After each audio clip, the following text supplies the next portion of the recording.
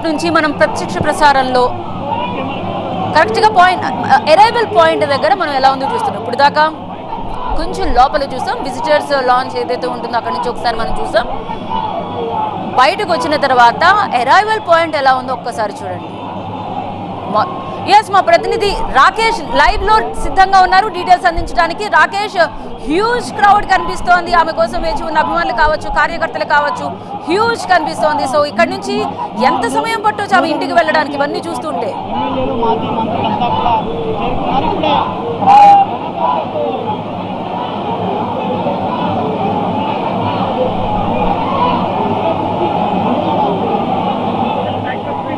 ఏర్పాటు చేశారు. ఎయిర్పోర్ట్ నుంచి బయటకు వచ్చే వరకు క్రౌడ్ ను తీసుకుని ఇక్కడ నుండి దారి పొడవునా కూడా అక్కడక్కడ కొంతమంది ఆమె ఇంటి చేయడానికి, ఆమెకి అట్లీస్ట్ ఆమె పైన పూలు చల్లడానికి ఒక బొగ్గ ఇవ్వడానికి రెడీగా ఉన్నట్టు మనకు ప్రాంతంలో ఆమె ఆపేస్తూ కార్యక్రమంగా తెలుస్తుంది. ఇక్కడ నుంచి ఇంకా బయలుదేరితేనే పోలీస్ స్పెషల్ కాన్వాయ్ కాబట్టి 500 ఉన్నాయి. ముఖ్య నేతలు ఇక్కడ ఆల్రెడీ వచ్చినటువంటి బీఆర్ఎస్ తో బయట ప్రాంతాల నుంచి నిజామాబాద్ నుంచి వచ్చినటువంటి కార్యకర్తలు, రాజుకు సంబంధించినటువంటి మహిళలు అంతా కలిసి 500 ఇంటికి తినడానికి పైనే షెడ్యూల్ కూడా ఈ రోజు పూర్తిగా ఇంట్లోనే ఉండబోతున్నారు. ఆమె నివాసంలోనే బందరిస్తున్నటువంటి ఆమె ఇంట్లోనే అక్కడికే మదర్ కూడా వేస్తున్నారు. రేపు కేసీఆర్ ను కలవడానికి ఫామ్ హౌస్ వెళ్తారు. సో ఎయిర్పోర్ట్ లో హంగామా కనిపిస్తుంది. అంత స్లోగన్ అయితే స్లోగన్ అందరూ గమనిస్తున్నారు. ఆమె పైన పూజలు చూస్తారు, భారీ పెట్టారు. టీఆర్ఎస్ జాగృతి కార్యకర్తలు చప్పులు ఏర్పాటు చేస్తారు. పోలీసులు ముందుగా అన్నింటినీ కూడా బ్యాండ్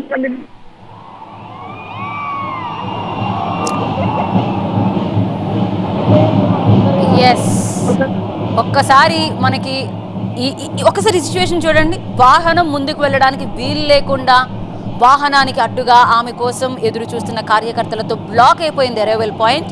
సో డప్పు చప్పుళ్ళు మనకి సౌండ్ వినిపిస్తోంది. అభిమాన గణం ఎక్కువగా భారీగా చేరుకున్నారు. వారికి అభివాదం చేయడానికి ఆమె ఒక్కసారిగా బయటకు వచ్చి ఒక పింక్ కలర్ ఒక కర్చీఫ్ తోటో ఒక జెండాతోటో ఆమె జై తెలంగాణ నినాదాన్ని ఆమె వినిపించారు. అంటే విజయం న్యాయం వైపే ఉంటుందనో, తన వైపు విజయం ఉంటుందనో, గెలుస్తామనో సంకేతం వచ్చే విధంగా ఆమె ఒక సంకేతం ఇచ్చారు. కానీ బయటకు వచ్చిన తర్వాత ఒక్కసారిగా ఈ రేంజ్లో క్రౌడ్ ఉంటుందని మాత్రం ఎక్స్పెక్ట్ చేయలేదు. సాధారణంగా అరైవల్ పాయింట్ దగ్గర కేవలం 3 నిమిషాలు మాత్రమే అక్కడ ఆగవలసిన పరిస్థితి ఉంటుంది. 5 నిమిషాలు, ఒకవేళ 3 నుంచి 5 నిమిషాలు దాటిన తర్వాత ఎట్టి పరిస్థితులను అక్కడ వాహనాలు నిలుపురాదని చెప్తారు, బయటకు పంపించేస్తారు. కానీ ఇప్పుడు సిచ్యువేషన్ మొత్తం బీఆర్ఎస్ కార్యకర్తలు అభిమానులతో నిండిపోయింది. అరైవల్ పాయింట్ ఆమె కోసం ప్రత్యేకంగా ఒక స్పెసిఫిక్గా ఒక పాయింట్ ఏర్పాటు చేస్తారు. అక్కడి నుంచి కేవలం బీఆర్ఎస్ ఎవరైతే నేతలు కార్యకర్తలు అందరితో ఉన్న ఫ్లైట్ ఎప్పుడైతే ల్యాండ్ అయిందో వారి కోసం మాత్రమే అక్కడ ఒకటి ఏర్పాటు చేశారు. సో ఒక్కసారిగా బయటకు వచ్చిన తర్వాత ఇది చూడండి. సో లైవ్ దృశ్యాలు మనం చూస్తున్నాం. ఓపెన్ టాప్లో ఒకసారి మీరు చూడొచ్చు. ఒక్కసారిగా ఆమె కోసం పూలమాలలు తీసుకొచ్చారు, తులసిమాలలు తీసుకొచ్చారు. ఆమెను ఘనంగా పుష్పగుచ్చాలతో స్వాగతం పలుకుతున్న దృశ్యాలు మనకు కనిపిస్తున్నాయి. పూలు చెల్లుతో ఆమెకు స్వాగతం పలుకుతున్న దృశ్యాలు కనిపిస్తున్నాయి. కానీ అట్లీస్ట్ 1 ఇంచు కూడా ముందుకు కదలలేని పరిస్థితి కనిపిస్తోంది. అంత భారీగా జనం గుమిగూడారు. ముందుకు కదలాలి అంటే అక్కడ ఫస్ట్ గ్యాప్ ఏర్పడాలి. ఆ గ్యాప్ ఏర్పడటానికే జనాన్ని ఎక్కడ ఎలా ఏర్పడుతుంది అనేది మనకు కనిపించట్లేదు. ఈవెన్ వాహనానికి ఇరుపక్కలా కూడా వారు ఎక్కిన దృశ్యాలు మనకు కనిపిస్తున్నాయి. ఆమెతో మాట్లాడాలనో, ఆమెతో అభివాదం చేయాలనో, ఆమెతో షేక్ హ్యాండ్ ఇవ్వాలనో, మాట్లాడాలనో వారంతా ఉవ్విళ్ళూరుతున్నారు. అప్పటికీ పోలీసులు కూడా జనాలు ముందుకు కదలాలని చెప్పి వారు పక్కకి వెళ్ళిపోయారు. బికాస్ ఇంతకు ముందు వరకు కూడా పోలీసులు ముందుకు వచ్చి వాళ్ళని పక్కకు తొలగించడానికి చాలా ప్రయత్నించారు. కానీ ఇప్పుడు అది కూడా కనిపించట్లేదు. మన కేవలం కార్యకర్తలు అభిమానులు మాత్రమే కనిపిస్తున్నారు. ఒకసారి చూడండి, అక్కడెక్కడ మనకి పోలీసు వాళ్ళు కనిపించట్లేదు. సో ఇక్కడ నుంచి జనరల్గా బంజారా హిల్స్లో ఉన్న నివాసానికి చేరుకోవాలంటే ఒకవేళ హైదరాబాద్ ట్రాఫిక్ కనుక మనం క్యాలిక్యులేట్ చేసుకున్నా కూడా 1 అవర్ మినిమం పడుతుంది. అలాంటిది 1.5 అవర్ మినిమం పడుతుంది. అలాంటిది ఇప్పుడు ఇలా ఉంటే కనుక ఒకవేళ రోడ్డు కేవలం ఎయిర్పోర్ట్లో మాత్రమే ఉన్నారా, లేకపోతే బయట కూడా ఆమెను ఫాలో అవడానికో ఆమె ముందు ఫాలో చేస్తూ ఉండడానికో ఒకవేళ వాహనాలు కానీ అభిమానులు కానీ ఈ రకంగా ఉంటే అంతకు మించి సమయం ఎక్కువ పట్టే అవకాశమే కనిపిస్తోంది. మా ప్రతినిధి రాకేష్ సిద్ధంగా ఉన్నారు డీటెయిల్స్ అందించడానికి. రాకేష్, ఇలా ఉంటే జనరల్గా అసలు వాహనం ముందుకు కదలడానికి ముందుకు కదులుతోంది వాహనం. రైట్ రాకేష్, ఒకసారి మీరు చెప్పండి, ప్రస్తుతం అక్కడ వేలల్లో కనిపిస్తున్నారు, ఎంత సమయం కల్లా ఇంటికి చేరుకోవచ్చు, ఎలా ఉన్నాయి ఏర్పాట్లు అక్కడ కూడా?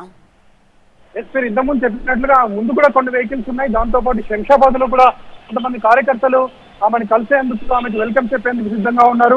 ఆ తర్వాత 2-3 పాయింట్స్ లో ఎక్స్ప్రెస్ వే ఎక్కుతారు కాబట్టి మధ్యలో ఎక్కడ ఆపడానికి వీల్లేదు. కానీ మెహదీపట్నంలో ఇంకొంతమంది కార్యకర్తలు ఉన్నారు.